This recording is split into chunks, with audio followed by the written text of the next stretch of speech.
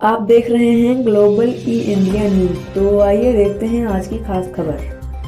कृषि कानून वापसी के ऐलान के बाद समाजवादी पार्टी के प्रवक्ता अनुराग भदौरिया का बयान।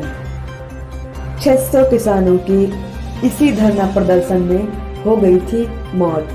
तब प्रधानमंत्री जी को ध्यान नहीं आया था। जन किसानों की तरफ कभी उन किसानों के बारे में नहीं सोचा, लेकिन जब उनको एहसास हो गया कि उत्तर प्रदेश में उनकी सत्ता जा रही है, किसान उनके विरोध में खड़े हैं और समाजवादी पार्टी राष्ट्रीय अध्यक्ष ने 340 किलोमीटर का सफर रद्द किया। पूर्वांचल एक्सप्रेसवे पर भारतीय जनता पार्टी ने देखा कि लाखों का हुजूम रात भर जनक स्वागत के लिए खड़ा रहा। एहसास हो गया कि सत्ता जा रही है। सत्ता जाने के डर से जब सताए लगा तो किसान बिल वापस ले लिया।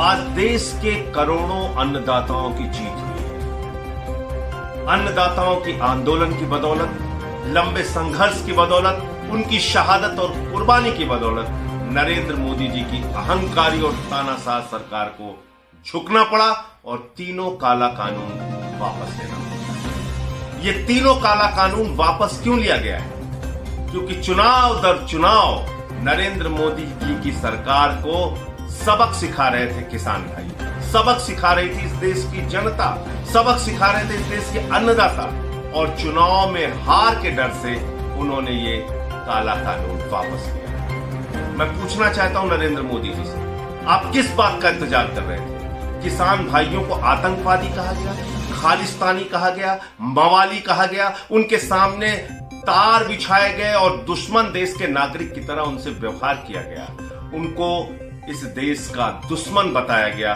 तब आप मोदी जी खामोश थे और ये तीनों काला कानून वापस नहीं लिया गया। 750 किसानों ने अपनी शहादत दी, कुर्बानी दी, ये काला कानून वापस नहीं लिया गया। एक लंबे संघर्ष, आजादी के बाद सबसे बड़ा किसानों का आंदोलन, 1 साल तक किसान भाई सड़क पर रहे।